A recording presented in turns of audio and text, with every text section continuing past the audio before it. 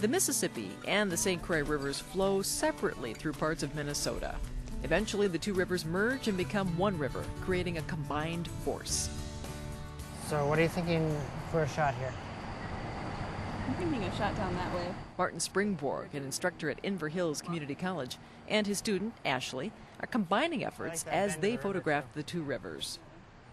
It's part of a collaborative project. They're collaborative in that I don't simply assign them a task. I actually do part of the project myself. I work alongside my students and we act as a team. We both have an interest in the area surrounding the two rivers. The reason I do it is because it gives the student tailored instruction to meet their needs.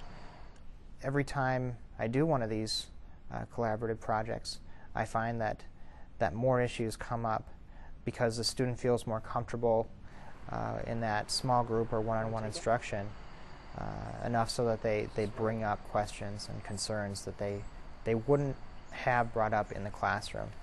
The thing about field cameras is they're built to be very compact. Ashley and Martin are documenting the two rivers using a 4x5 large format field camera.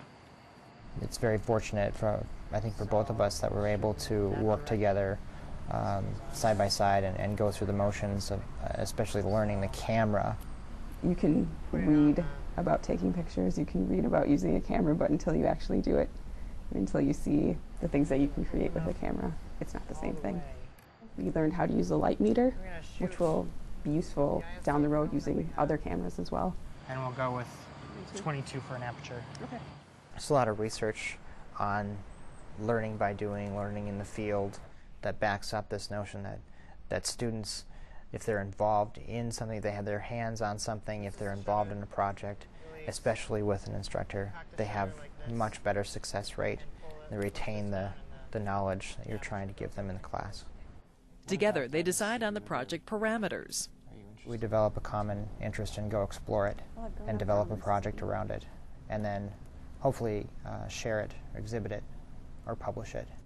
Monday through Friday, and then just during the day. So. One of the instructor's main responsibilities is in planning and scheduling for the collaboration.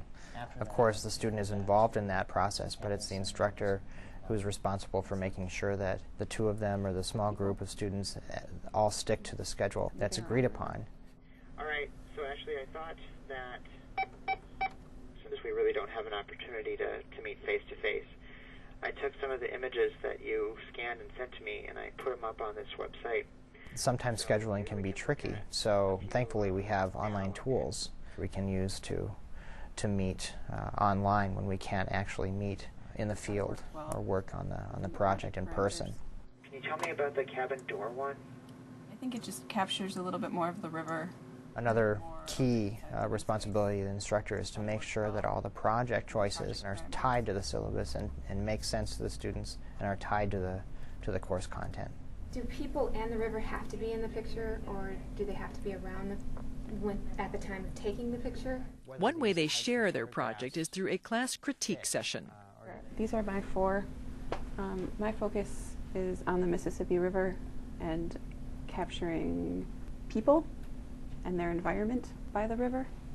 Ashley really didn't think that these two, which are my contributions, fit in the same way. They were kind of not people, not river. He gives me feedback on my work, I give him feedback on his work, and I really feel like my opinion is valued. So go ahead and pull the dark slide. The project assessment is based on the product that's produced in the field. Great. The tool is the print and the negative that come from that experience. So it's how well they're able to produce that. There's a rubric that I use for photo classes that makes a lot of the aspects of negative and print production very clear to the students in terms of negative density and print density. It makes it clear to them what I'm looking for.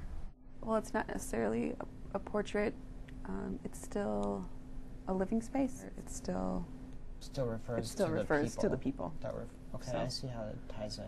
I don't think that this teaching method works in all situations for all classes. You're doing well in all areas. I've used it in my advanced classes, advanced photo classes, which are typically smaller, and they have the students that have a solid base already. So we're learning more of the advanced techniques, different cameras. Sometimes special projects like this require additional financial resources. I received a grant myself from the Center for Teaching and Learning to conduct a research project while at Inver Hills Community College. It paid for 4x5 equipment, enlargers, and that helped make that project possible. Why don't we go ahead and make the shot? Martin and Ashley both agree that the student-faculty collaborative project is well worth the effort. Wheels here. If you notice, they have a white side and a dark side. Yep. It helped me grow as a photographer. It helped me grow as a student. It changed my opinion on what a student-faculty relationship could be. It's a teaching method that can make the teaching experience entirely new. Does it look good?